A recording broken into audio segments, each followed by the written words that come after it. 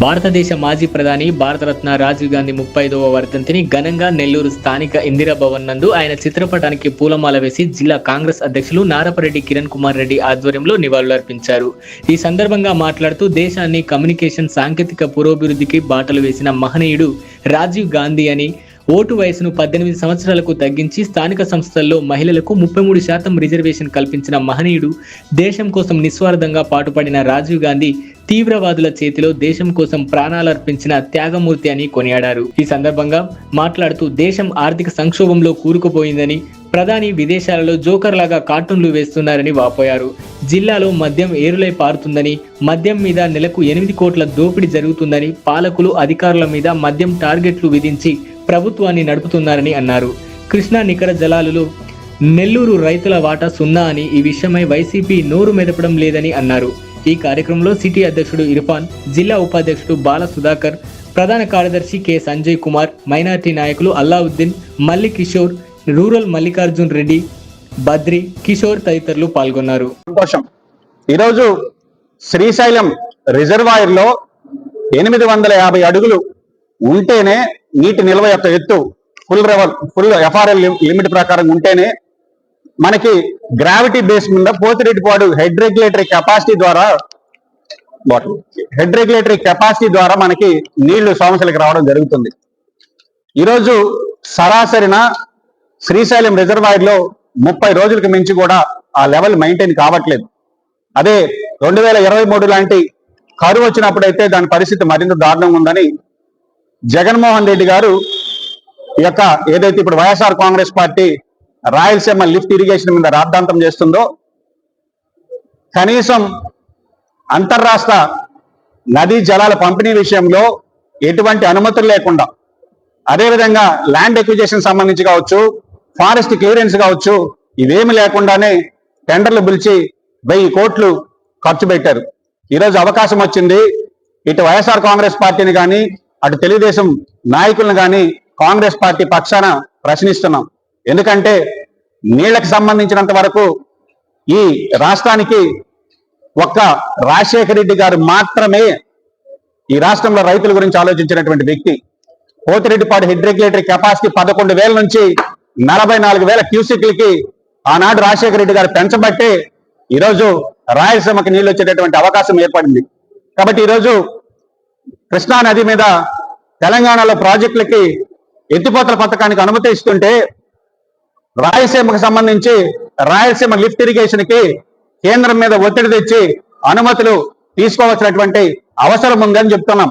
ఎందుకంటే శ్రీశైలం రిజర్వాయర్ లో మనకి నీటి నిల్వ యొక్క ఎత్తు 800 కన్నా కూడా తక్కువ ఉన్నప్పటికీ రోజుకు 3 టీఎంసీ లెక్కన మనం లిఫ్ట్ చేసుకోగలిగితేనే ఒక నెల్లూరు, ప్రకాశం, రాయలసీమకు సంబంధించినటువంటి నీటి కొరత తీరుతుంది. కాబట్టి ఈరోజు తెలంగాణలో మీరు ఎత్తిపోతల పథకానికి కృష్ణా నది మీద మీరు పర్మిషన్లు ఇచ్చేదానికి కేంద్ర జలశక్తి శాఖ సూత్రాభిప్రాయంగా అంగీకరించిందని పేపర్లో చూస్తున్నాం. కాబట్టి ఆంధ్రప్రదేశ్ రాష్ట్ర రైతాంగం పక్షాన, అదేవిధంగా రాయలసీమకు సంబంధించి రైతుల పక్షాన స్పష్టంగా కాంగ్రెస్ పార్టీ డిమాండ్ చేస్తున్నాం, రాయలసీమ లిఫ్ట్ ఇరిగేషన్ కి అనుమతులు ఇవ్వాలని.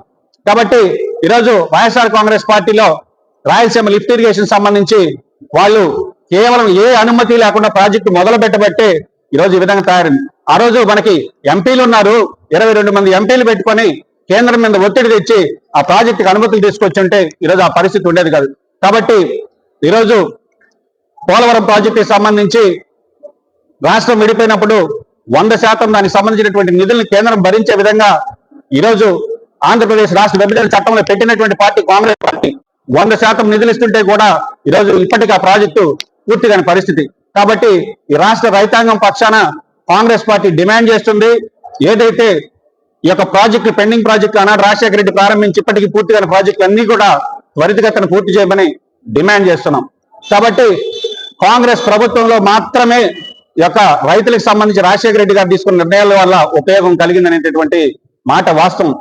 కాబట్టి ఈరోజు మరీ దారుణమైన అంశం ఏంటంటే, కృష్ణా జలాల్లో ఇందాక ఎస్సీ గారిని అడిగా, సోమశేల ఎస్సీ గారిని, కృష్ణా నికర జలాల్లో నెల్లూరు జిల్లాకు వాటా ఉందని అడిగితే 0. వరద జలాలు, మిగిలిన జలాలు పక్కన పెడితే నికర జలాల్లో మనకు వచ్చేటటువంటి నీళ్లు 15 టీఎంసీలు సోమశేలకు వస్తే ఆ 15 టీఎంసీలు కండలేరుకు పోతే కండలేరు నుంచి మద్రాసు పోతానే తప్ప కృష్ణా నదీ జలాల్లో ఈ యొక్క నెల్లూరు జిల్లా రైతాంగానికి నికర జలాల్లో వాటా కూడా తీసుకురావాల్సినటువంటి అవసరం ఉందని నెల్లూరు జిల్లా కాంగ్రెస్ పార్టీ తరఫున అదేవిధంగా రైతాంగం తరఫున డిమాండ్ చేస్తున్నాం. కాబట్టి ఈరోజు ఈ రాష్ట్రంలో అవినీతి ఏ విధంగా జరుగుతుంది, నీటి ప్రాజెక్టుకి సంబంధించి మనం ఏ విధంగా ఉన్నాం, ఇవన్నీ కూడా ఒకసారి జిల్లా ప్రజల్ని అదేవిధంగా రాష్ట్ర ప్రజల్ని ఆలోచించమని వేడుకుంటున్నాం. కాబట్టి కాంగ్రెస్ పార్టీ నిర్ణయం ఈరోజు రాహుల్ గాంధీ గారు స్పష్టంగా ఆర్థిక మాంద్యం వస్తుంది, ఈ యొక్క ఇన్ఫ్లేషన్ ద్రవ్యోల్బణం పెరుగుతుంది, రేట్లు పెరుగుతున్నాయని ఒక పక్క హెచ్చరించినా కూడా పెరచవని పెట్టి ఈరోజు నరేంద్ర మోడీ గారు ఈ యొక్క పొదుపు మంత్రాన్ని పాటిస్తున్నారు. కాబట్టి ఈ రాష్ట్రానికి సంబంధించి కావచ్చు, ఈ రాష్ట్రానికి ప్రత్యేక హోదా రావాలన్నా, పరిశ్రమలు రావాలన్నా వీటన్నిటికీ కూడా ఒక కాంగ్రెస్ పార్టీతోనే సాధ్యం. బీజేపీతో కొట్లాడగలిగేటటువంటి సత్తా ఉన్న పార్టీ కాంగ్రెస్ పార్టీ. ఈరోజు ఈ రాష్ట్రంలో ఉండేటటువంటి బాబు, జగన్, పవన్, బీజేపీ అంటేనే ఆ మూడు పదాలుగా ఈరోజు రాష్ట్ర ప్రజలకు అర్థమైందని ఒకసారి ఆలోచించమని వేడుకుంటున్నా. కాబట్టి ఈరోజు కాంగ్రెస్ పార్టీకి చేరికలు మొదలయ్యాయి. నిన్న కూడా నెల్లూరు నుంచి కాంగ్రెస్ పార్టీలో చాలా మంది షర్మిలమ్మ గారి సమక్షంలో చేరడం జరిగింది. ఈ జిల్లాలో వైఎస్ఆర్ కాంగ్రెస్ పార్టీ కానీ ఇటు తెలుగుదేశం కానీ ఈ రెండు కూడా ప్రజలకి ఇబ్బందులు కలిగిస్తున్నాయి. ప్రాంతీయ పార్టీల వల్ల ఈ రాష్ట్రానికి కానీ దేశానికి కానీ ప్రయోజనం లేదని ఒకసారి జిల్లా ప్రజల్ని ఆలోచించమని వేడుకుంటున్నాం. ఈ వీడియో కనుక మీకు నచ్చినట్లయితే లైక్ చేసి షేర్ చేయండి. మరిన్ని లేటెస్ట్ అప్డేట్స్ కోసం మా ఛానల్ ని సబ్స్క్రైబ్ చేయండి.